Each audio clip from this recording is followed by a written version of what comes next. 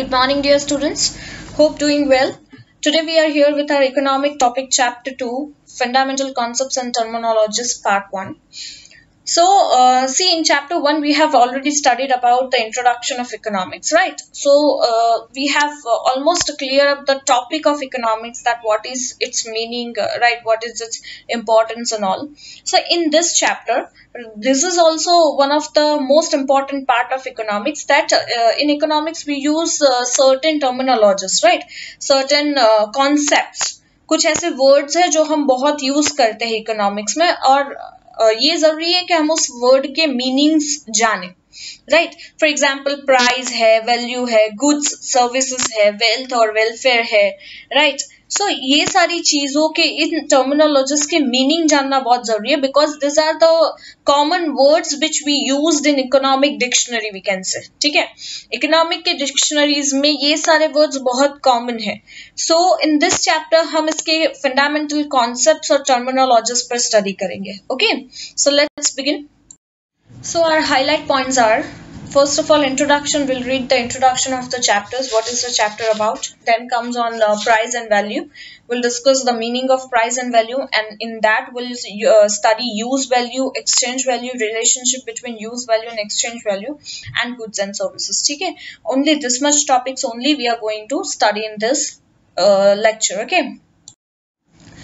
Now, introduction. First of all, let's read it out. Economics studies the rational behavior of human beings. See, we have already discussed about what is economic. Okay, so rational, hope कि आपके लिए शायद ये नया word होगा, right? So let us understand the meaning of rational.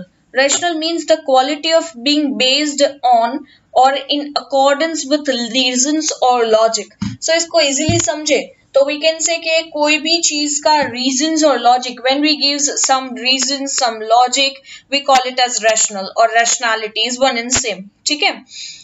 और sensible और logical things जो भी ऐसे words आ जाते हैं तो we call it as rational. So we have already discussed that economics are based of science. Okay, economic is as a science हम ले ले is all such based of principles, right, which have some logic, which have some reasons, that is we call rational. So economics studies the rational behavior of human beings. So human beings के rational behavior को ये study करता है. Okay, so rational behavior, that is that logical sense, we can say. In the context of rationality, activities conducted are called economic activities. So अगर हम rationality के context में देखें, यानी the thing which have some logic, which have some reasons, which have some principles behind it, then this activity, whichever are conducted, we call it as economic activities. We do know what is economic activities, right? The economic activities which is in terms of money, we can say, or where we have some expectation of gain or profit of something, right, that we call as economic activities. Okay, and in order to begin the study of economics as a science, it is necessary and helpful to get clarity about some frequently used concepts and basic terminologies of economics. जो मैंने समझाया कि अगर हमें economic को अच्छे से study करना है, to know economics well as a science, right, so it is very important और वी कैन से नेसेसरी और helpful, right, to get clarity of all such terms. Okay, जो फ्रिक्वेंटली इकोनॉमिक्स में use होते हैं, right, ऐसे concepts और basic terminologies का knowledge होना, that is very important. Okay, so इस चैप्टर में हम यही सब स्टडी करेंगे, उन सारे टर्मिनोलॉजीज के मीनिंग को स्टडी करेंगे, ठीक है, सो दैट कि आगे कभी भी वो वर्ड्स या टर्म्स यूज होते हो तो it would be very easier to understand. Sorry, this chapter provides a clear understanding of first goods, services and factors, second concepts of and difference between price and value, wealth and welfare, trade cycle.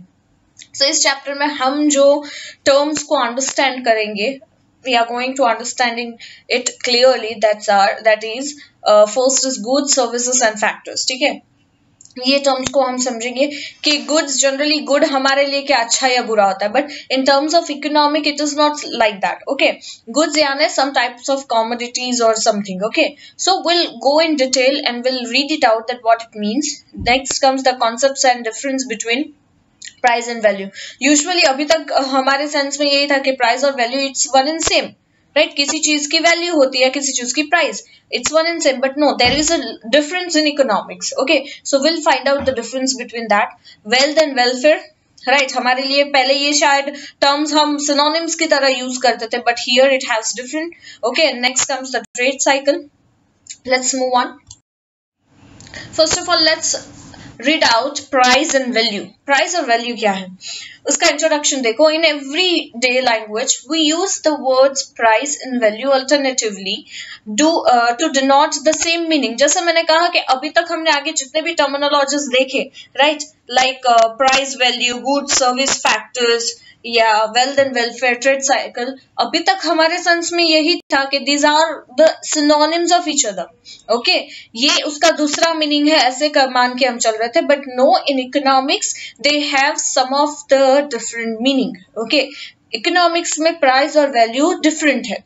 ठीक है, जो अभी तक हमें ऐसा लगता था कि एवरीडे लैंग्वेज में हम प्राइस और वैल्यू को, हम कहीं जाते हैं कुछ पूछते तो हम पूछते हैं इसकी वैल्यू क्या है, एंड समटाइम्स वी आस्क इसकी प्राइस क्या है. सो वी थॉट कि it's same. Okay, so no, there is a difference. For instance we make statement like, see for example, instance यानी फॉर एग्जाम्पल हम ऐसे बहुत स्टेटमेंट्स देते हैं, जैसे this good is expensive, right, या हम कहते हैं कि this good is valuable, this good has a high price.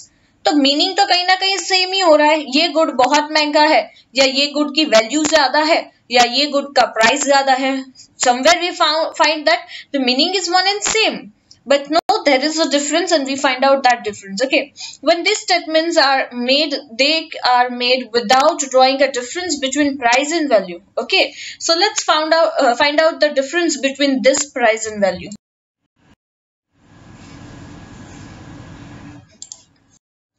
Relationship between use value and exchange value. Let's see it.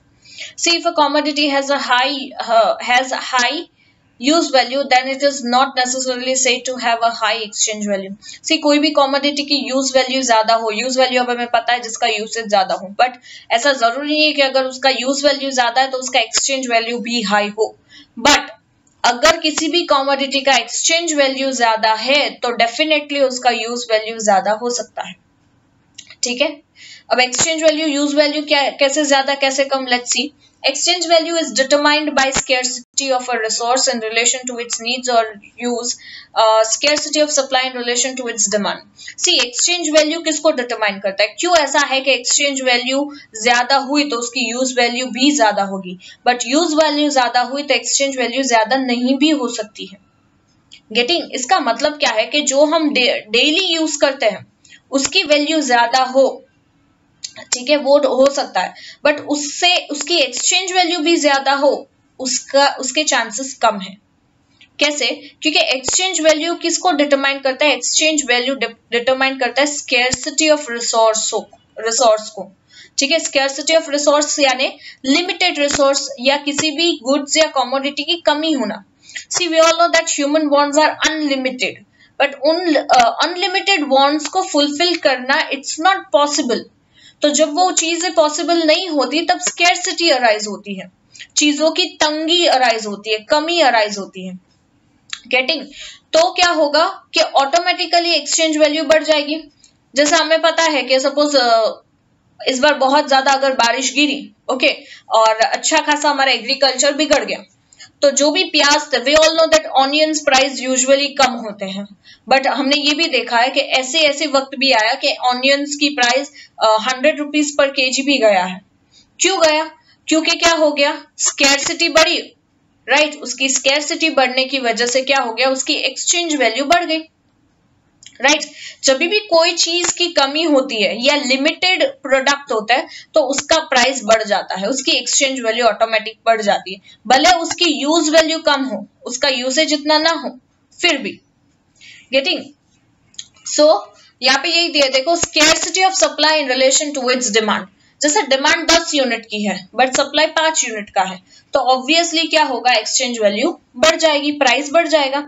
Goods are demanded if they have some use value, तो goods तभी demand करते हैं जब उसकी use value हो, और use value है तो एक्सचेंज वैल्यू क्या हो जाएगी, हाई होने के चांसेस है, right. And if they are scarce in supply in relation to that demand और देयर सप्लाई। बट क्या होगा कि अगर उसकी सप्लाई लिमिटेड है, स्केर्स है टू देयर डिमांड्स, यानी जैसे मैंने बताया कि डिमांड्स की 10 यूनिट है, ओके, डिमांड 10 गुड्स की हो रही है बट सप्लाई सिर्फ 5 ही गुड्स है, हमारे पास ज्यादा नहीं है, राइट। तो क्या होगा कि flow in the market is controlled by a few people, then they have a higher exchange value. ये मैं समझाऊं कि यूजुअली बहुत बार लोग क्या करते हैं, आर्टिफिशियल स्कैरसिटी क्रिएट करते हैं। ये हमने 10th के एसएस में भी पढ़ा है, आर्टिफिशियल स्कैरसिटी। आर्टिफिशियल स्कैरसिटी का मतलब होता है कि गुड्स अवेलेबल है बट ये लोग जानबूझ के स्कैरसिटी अराइज करते हैं आर्टिफिशियली, सो दैट के गुड्स की प्राइस बढ़ जाए और वो ज्यादा प्रॉफिट अर्न करे। गेटिंग? तो वो क्या करेंगे, जैसे कुछ ट्रेडर्स है वो क्या करेंगे, अपने गोडाउन्स में प्रोडक्ट्स भर के रखेंगे गुड्स, बट मार्केट में ये बोल देंगे कि भाई गुड्स तो अवेलेबल ही नहीं है। तो क्या होगा कि ऑटोमेटिकली उसकी जो एक्सचेंज वैल्यू है वो बढ़ जाएगी, और जैसे ही एक्सचेंज वैल्यू बढ़ेगी वही गुड्स वो सेल करना शुरू कर देंगे, तो they will earn high profit. तो इसी तरीके से एक्सचेंज वैल्यू कम या ज्यादा होती है, ठीक है। तो भले उसकी यूज वैल्यू शायद कम हो बट एक्सचेंज वैल्यू ज्यादा होने के चांसेस है, ठीक है। So for example precious metal, diamonds and all such, ये ऐसा ही होता है इसमें। प्रीशियस मेटल्स है, डायमंड्स है, भले इसकी यूज वैल्यू कम है, कोई भी डायमंड्स है, ये सब हम सब डिमांड नहीं करते, कुछ ही लोग होते हैं, कुछ ही ऐसे लोग होते हैं जो डिमांड्स ये डायमंड्स और उसकी डिमांड करते होंगे। उसकी यूज वैल्यू कम है पर देखो उसका एक्सचेंज वैल्यू, उसका प्राइस देखो कितना है, वो ज्यादा है। गेटिंग? और हम जो फूड प्रोडक्ट्स है वो उसकी यूसेज ज्यादा है, उसका यूज वैल्यू ज्यादा है, ये हमें रोज के रोज चाहिए, तो उसका प्राइस, उसकी वैल्यू, एक्सचेंज वैल्यू क्या है, वो एक्सचेंज वैल्यू कम है, ठीक है। So on the other hand if goods are highly useful but have unlimited supply, अगर गुड्स हाईली यूजफुल है, उसका यूज वैल्यू बहुत ज्यादा है, तो उसकी सप्लाई क्या होगी, अनलिमिटेड सप्लाई होगी, but have unlimited supply, yes अगर ये भी है, so they then they do not have exchange value. See फिर से ये टर्म समझो, सपोज गुड्स की यूजफुल ज्यादा है, ठीक है, फूड प्रोडक्ट्स ले लो, उसकी यूजफुल ज्यादा है, चलो उसका सप्लाई भी ज्यादा हो रहा है, राइट। कंपनीज को पता है कि ये एक बेसिक प्रोडक्ट है, राइट, और इसका यूज वैल्यू ज्यादा है, इसकी सप्लाई ज्यादा करनी ही पड़ेगी, सप्लाई भी ज्यादा है, बट ऑटोमेटिकली उसका एक्सचेंज वैल्यू देखोगे तो वो कम होगा, ठीक है। सो और may have very low exchange value या कम एक्सचेंज वैल्यू, वही मैंने बताया, ठीक है। सो एक्सचेंज वैल्यू ज्यादा हुई तो यूज वैल्यू ऑटोमेटिकली बढ़ जाएगी, बट यूज वैल्यू ज्यादा है तो इसका जरूरी नहीं है कि एक्सचेंज वैल्यू भी ज्यादा हो, ठीक है, बिकॉज एक्सचेंज वैल्यू डिपेंड करता है स्कैरसिटी पर, और स्कैरसिटी अराइज होती है तो एक्सचेंज वैल्यू हाई हो जाएगी, ओके, और स्कैरसिटी नहीं हुई, राइट, तो एक्सचेंज वैल्यू लो रहेगी, ओके, क्लियर। चलो, फॉर एग्जाम्पल दो air and sunlight have very high usefulness for life, they have no exchange value.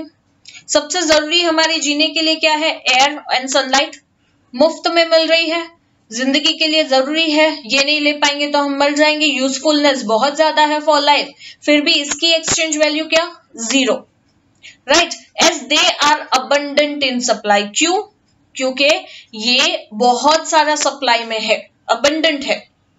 In earlier times, even water was a good with a high use value but no exchange value, right? पहले होता था, अब तो ठीक है कि चलो water की वैल्यू है, ओके, बट अर्लियर टाइम्स में क्या होता था, वाटर भी हाई गुड्स वैल्यू में थे, बहुत ज्यादा उसकी यूज वैल्यू थी, बट उसका एक्सचेंज क्या था, वैल्यू जीरो। अब थोड़ा सा है we can say, However, in present time, but आज क्या है, the availability of water is reducing. पहले हाई सप्लाई में था, बहुत सारा पानी था, तो हमने बहुत वेस्ट कर दिया। अब क्या हो गया सिचुएशन के, अब पानी कम होता जा रहा है, water is reducing in relation to its need, population बढ़ रही है, लोगों को पानी ज्यादा चाहिए, बट अब क्योंकि हमने इतना बिगाड़ दिया, पानी अब कम है and used by people, and so it has started commanding an exchange value. तो जो जीरो एक्सचेंज वैल्यू थी पहले के जमाने में, क्योंकि बहुत पानी था, बहुत बिगाड़ दिया, अब पॉपुलेशन बढ़ गई और पानी कम हो गया, तो क्या हो गई, ऑटोमेटिकली वाटर की जो एक्सचेंज वैल्यू है वो अब बढ़ रही है धीरे धीरे, ठीक है। So in economics use of the word value is usually in context of exchange value of a commodity with another commodity. तो इकोनॉमिक्स में जब भी हम वर्ड यूज करते हैं वैल्यू, तो वो वैल्यू किस पे डिपेंड करती है, it depends on the context of exchange value, उसकी एक्सचेंज वैल्यू क्या है, हम ये फाइंड आउट करने की कोशिश करते हैं. We are not discussing the price of that goods. हम उस गुड्स की प्राइस क्या है उससे हमें लेना देना नहीं, उसकी वैल्यू क्या है. गेटिंग. तो उसकी एक्सचेंज वैल्यू पे हमें समझ में आता है कि इसकी वैल्यू क्या है, ज्यादा है या कम है. ओके. दस value means the worth of one unit. Value means जो इंपॉर्टेंस या वर्थ होता है किसी भी एक यूनिट का of a commodity in terms of units of another commodity in exchange. Right. एक कमोडिटी का दूसरी कमोडिटी के सामने कितना इंपॉर्टेंस है, कितना वर्थ है. राइट. उसके बेस पे हम उसकी एक्सचेंज वैल्यू फाइंड आउट करते हैं. That is we called value. Hope you got this point clear. हमने वैल्यू के बारे में पूरा डिस्कशंस किया, हमने वैल्यू डेफिनेशन पढ़ा. राइट. वैल्यू के टर्म्स पढ़े, यूज वैल्यू, एक्सचेंज वैल्यू, और इन दोनों के बीच के रिलेशनशिप्स भी देखे. ठीक है. So next comes price. ठीक है. वैल्यू तो हमने डिस्कस कर लिया. प्राइस देखो. If a commodity is exchanged for money then such monetary exchange value is termed price. बहुत सिंपल है. कोई भी कमोडिटी को, जैसे मैंने पहले बताया, पहले बार्टर सिस्टम होता था. बार्टर सिस्टम में there is a exchange of commodity in terms of commodity. Exchange commodity करते थे, सामने हम कमोडिटी लेते थे. पर अब क्या करते हैं, हम पैसा देते हैं और कमोडिटी बाई करते हैं. तो कभी भी हम कोई भी कमोडिटी को एक्सचेंज करें इन terms of money, for money, पैसों के लिए अगर हम उसे एक्सचेंज करते हैं तो उस मॉनेटरी एक्सचेंज को हम प्राइस कहेंगे. ठीक है. Price means the exchange value. Price मतलब क्या होता है, उसका एक्सचेंज वैल्यू. एक्सचेंज वैल्यू क्या है कि जो हम उसका प्राइस दे रहे हैं, सपोज कोई चीज 20 रुपए की है तो उसकी एक्सचेंज वैल्यू क्या है, 20 रुपीज. ठीक है. ओके. कोई 20,000 की तो उसका एक्सचेंज वैल्यू क्या है, 20,000. So depends on it's use value of a commodity measured in terms of units of currency. तो जब भी प्राइस के बारे में बात करें तो कोई भी कमोडिटी एक्सचेंज हो in terms of its value, okay, but हम उसे कैसे एक्सचेंज करेंगे, उस एक्सचेंज का सोर्स क्या होगा, दैट वुड बी करेंसी और मनी. तो इसे हम कहेंगे मॉनेटरी एक्सचेंज. ठीक है. Now comes goods and services. तो ये टर्म यहाँ पे फिनिश होता है, that is price and values हमने फिनिश कर दिया. अब हम आते हैं गुड्स और सर्विसेज पर. हम इसका सिर्फ मीनिंग डिस्कस करेंगे, उसके टाइप्स वगैरह हम नेक्स्ट लेक्चर में देखेंगे. Goods, commodities which have physical existence are called goods. जो भी कमोडिटीज की फिजिकल एग्जिस्टेंस हो, यानी उस चीज को हम देख सकते हैं, उसको हम टच कर सकते हैं, राइट, फील कर सकते हैं, right, which is visible, physical existence होता है, हम उसे गुड्स कहेंगे. In economics they are mean to satisfy the needs of consumptions. Economics में ऐसे गुड्स का मतलब होता है जो हमारी नीड ऑफ कंजम्पशन को सेटिस्फाई करे. कंजम्पशन करना यानी कंज्यूम करना, उसको यूज करना, हमारी नीड्स को सेटिस्फाई कर सके, उसे हम कहेंगे गुड्स. ठीक है. कंजम्पशन का मतलब होता है कंज्यूम करना. कंज्यूम करना यानी उस चीज को हम किस तरीके से यूटिलिटी में लाते हैं, उसे कैसे यूज करते हैं. Next come services. commodities which are intangible or do not have physical existence. See, यहाँ पे goods में हम इसको कहेंगे tangible goods. ठीक है.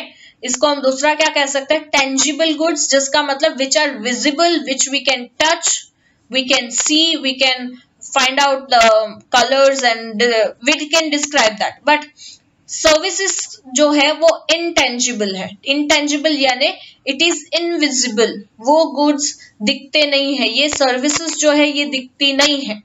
ठीक है. Do not have physical existence, इसका कोई फिजिकल एग्जिस्टेंस नहीं है, बट फिर भी इकोनॉमिक्स में ये हमारी नीड्स को सेटिस्फाई करती है. जैसे गुड्स करते हैं वैसे ही सर्विसेज.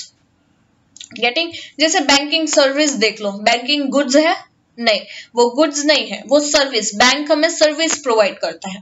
समझ में आया. So this services are intangible, ये दिखती नहीं है, ये फिजिकली एग्जिस्टेंस इसका नहीं है, बट फिर भी ये हमारी नीड्स को सेटिस्फाई करती है, like goods. Economic studies activities pertaining to production, consumption and distribution of goods or direct service. तो economic studies में activities जो होती है pertaining to, इकोनॉमिक की स्टडीज में जो भी एक्टिविटीज हम करते हैं वो किसके बेस होती है. फर्स्ट आता है प्रोडक्शन. ये हमने फर्स्ट चैप्टर में रीड किया था. Production, right. कोई भी गुड्स जो है उसको पहले प्रोड्यूस किया जाता है. अगर वो प्रोड्यूस हो गया उसके बाद हम उसका कंजम्पशन करते हैं, यानी उसे कंज्यूम किया जाता है, उसे इस्तेमाल किया जाता है, राइट। तो कंजम्पशन के बाद होता है distribution of goods and a direct service, right. Production हो गया, फिर कंजम्पशन के लिए भेजना पड़ेगा, तो कंजम्पशन के लिए भेजोगे कैसे, गुड्स को डिस्ट्रीब्यूट करना पड़ेगा। आज देखो कोई भी एक प्रोडक्ट देख लो आप, इंडिया में किसी भी कोने में जाओ, you can able to get that product, तो वो कैसे पॉसिबल है, that is distribution of goods और डायरेक्ट सर्विसेज, ये डायरेक्ट सर्विस प्रोवाइड करती है, ठीक है। The nature of goods and services is different, ये गुड्स और सर्विस का नेचर ऑब्वियसली डिफरेंट होगा, depends on goods and service, right. दो both are important in economics, but ये दोनों ही गुड्स एंड सर्विस इंपॉर्टेंट है इकोनॉमिक्स, ठीक है। जैसे food is a good, okay, food क्या है, एक गुड है, एक कमोडिटी है, but cooking is a service, cooking क्या है, ये एक सर्विस देना, ठीक है। यूनिट्स ऑफ गुड्स और stock of goods can be measured cardinally, ठीक है, कोई भी यूनिट्स ऑफ गुड्स या स्टॉक ऑफ गुड्स को हम कार्डिनली मेजर कर सकते हैं, कार्डिनली यानी क्वांटिटेटिव या न्यूमेरिकल मैनर्स में। Services generally can not be measured in cardinally, service को हम न्यूमेरिकल मैनर में या क्वांटिटेटिव मैनर में मेजर नहीं कर सकते, कार्डिनली इसको मेजर नहीं किया जा सकता इस टर्म्स को। However the time spent after providing a service can be measured, हम क्या मेजर कर सकते हैं सर्विस में कि भाई ये बंदे ने कितना घंटा यहाँ पे काम किया या कितने आवर्स वो यहाँ पे अवेलेबल था, उसने कितना टाइम स्पेंड किया, वो हम मेजर कर सकते हैं, बट उसमें उसने कितना अच्छे से काम किया या कैसे काम किया वो मेजर करना डिफिकल्ट है, ठीक है। So however the time spent after providing a service can be measured. The impact of a service is satisfaction of human want is also abstract. उसका impact क्या पड़ा, आज मैं आपको पढ़ा रही हूँ, ठीक है, मैं आपको लेक्चर दे रही हूँ, तो मेरे लेक्चर पर आपका impact कैसा रहा, गेटिंग, वो भी abstract है, वो भी दिख नहीं सकता, this is also abstract, okay. For example, the need for knowledge and curiosity is satisfied by the service of education. जैसे मैंने अभी एग्जांपल दिया कि knowledge और curiosity, right, ये जो नीड है ये कैसे satisfied होगी with the help of education, तो वो जो सर्विस प्रोवाइड कर रही है वो क्या है, that is service of education. However, the exact contribution of the service of education in knowledge creation in the one second, knowledge creation is abstract, ठीक है, तो ये भी जो नॉलेज क्रिएशन है वो भी क्या है, that is also abstract, okay. So जो भी आप कंट्रीब्यूशन, जैसे मैं अभी जो कंट्रीब्यूशन दे रही हूँ, अब हर एक पर इसका असर अलग अलग होगा, तो इसका नॉलेज आपने कितना गेन किया, कितना लिया, ये एब्स्ट्रैक्ट है, ये आपकी समझ पे डिपेंड करता है। However a book is a good and it may be possible to tell about the amount of information obtained food from the book, ठीक है। so book क्या है, book is a good and it may be possible, book भी एक good ही हुआ, right, ये भी हम जो books लेते हैं वो भी एक good है, but it may be possible to tell about the amount of information obtained from the books, right, but हम क्या कह सकते हैं कि हमें जो भी amount मिला वो सारा amount from where we are getting from the book, okay, तो वो जो knowledge मिला that is the abstract knowledge, clear? So here I am ending my lecture. We have discussed many of the terminologies of this chapter or economics, we can say, that is price and value, goods and services. Next lecture will continue with this chapter. Hope you got this all terminologies properly. See, it is very important to understand this terminologies because ये एक हम कह सकते हैं कि एक economic के dictionaries के words है, ठीक है, ये वर्ड्स बहुत कॉमनली यूज होंगे आगे के चैप्टर्स में, सो आपको ये समझ में आना ही चाहिए, ठीक है, ये फिर बहुत कॉमन हो जाना चाहिए आपके लिए। So take care, bye bye.